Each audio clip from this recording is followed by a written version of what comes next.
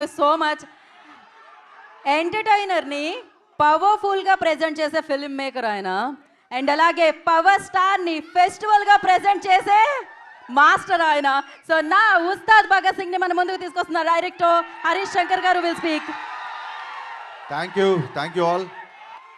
కాదు, రాశి కన్నా డ్యాన్స్ చేయడం లైవ్గా చూస్తారా?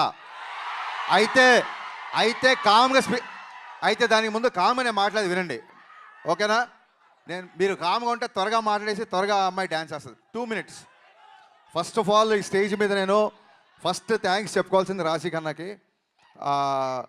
కళ్యాణ్ గారి డేట్స్ టైట్గా ఉన్నప్పటికీ నేను కాల్ చేయగానే జూమ్లో చెప్పనా కథ లేకపోతే ఫోన్లో చెప్పనంటే అసలు నువ్వేం కట్ చెప్పొద్దు, నేను షూట్కి వచ్చేస్తున్నా అన్నారు.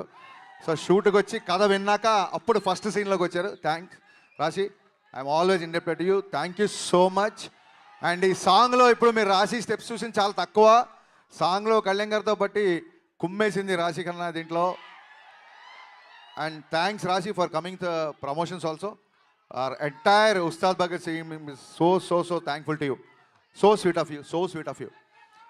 కాదు, జనాలు చూశారు కదా, ఆల్మోస్ట్ 1500 నుంచి 2000 మంది ఉండేవాళ్ళు సెట్లో.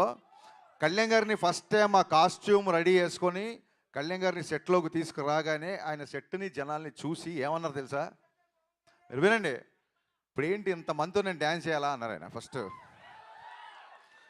అనగానే సార్ మరి దేవిశ్రీ ప్రసాద్ ఇచ్చిన బీట్స్కి ఆ మాస్ మూమెంట్కి మరి ఈ మాత్రం స్పాన్ కావాలి సార్ అనగానే ఆయన ఏమన్నారంటే, సరే దేనికైనా మానవ ప్రయత్నం ఇంపార్టెంట్, నా ప్రయత్నం నేను చేస్తా అన్నారు.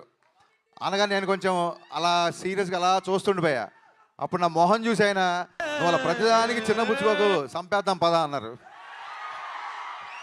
సో ఆ రోజు నేను ఏమనుకున్నా అంటే నన్ను మోటివేట్ చేయడానికి అంటున్నారేమో అనుకున్నాను. కానీ లోపలికి వెళ్ళాక నా ఫుల్గా డ్యాన్స్ కూడా చేయలేదు. ఫస్ట్ రిహార్సల్ జస్ట్ ఇలా చూసుకొని స్టార్ట్ మ్యూజిక్ అని ఒక రిహార్సల్ అలా చేస్తే సెట్ క్లాప్స్ విజిల్స్ దద్దరిల్లిపోయింది. కళ్యాణ్ గారు ఈ సినిమాకి డేట్స్ ఇవ్వడమో లేకపోతే 9 to 6 టైమింగ్స్లో షూటింగ్ రావడం ఇవన్నీ కాదండి, ప్రాణం పెట్టి పనిచేశారు ఈ సినిమాకి కళ్యాణ్ గారు. నేను అందుకే ఈసారి పర్ఫార్మెన్స్ బద్దలైపోతుంది బిగినింగ్స్ ఎందుకు చెప్తానంటే, అదేదో ఎలివేషన్ డైలాగ్స్ కోసమో ఫైట్ల కోసమో కాదండి, నిజంగా పర్ఫార్మెన్స్ సెకండ్ హాఫ్లో వచ్చే ఇంటెన్స్ సీన్లో ఆయన పర్ఫార్మెన్స్ బద్దలైపోయింది అంతే. థ్యాంక్స్ టు దేవిశ్రీ ప్రసాద్ గారు. దేవిశ్రీ ప్రసాద్ గారి బీట్స్ ఇప్పుడు ఎలా ఉన్నాయి, రేపు పొద్దున ఇంకా ఫుల్ సాంగ్ వచ్చినప్పుడు థియేటర్ ఎలా ఉంటుందో ఒకసారి ఊహించుకోవచ్చు. థ్యాంక్ యూ సర్జీ, థ్యాంక్ యూ సో మచ్. నేను ముందుగానే చెప్పినట్టు టైం లైన్స్ మ్యాచ్ అవ్వట్లేదు, అందుకే ఆయన ఇవాళ కూడా రాలేకపోయారు. సో దానికంటే ఎక్కువ ఉంటుందని ఊహిస్తున్నాం. అండ్ సినిమా కొంచెం లేట్ అయినా సరే సెట్స్ చూశారు కదా, మొత్తం మైత్రి కెరీర్లో మైత్రి చేసిన అన్ని సినిమాల్లో ఇంత పెద్ద సెట్ ఇప్పటివరకు వేయలేదు. ఫ్యూచర్లో వేస్తారో తెలియదు. ఏ రోజు కూడా ఒక్కసారి కూడా నన్ను కొంచెం సినిమా లేట్ అయింది ప్రొడక్షన్ ఏమైనా తగ్గిస్తారా అనలేదు.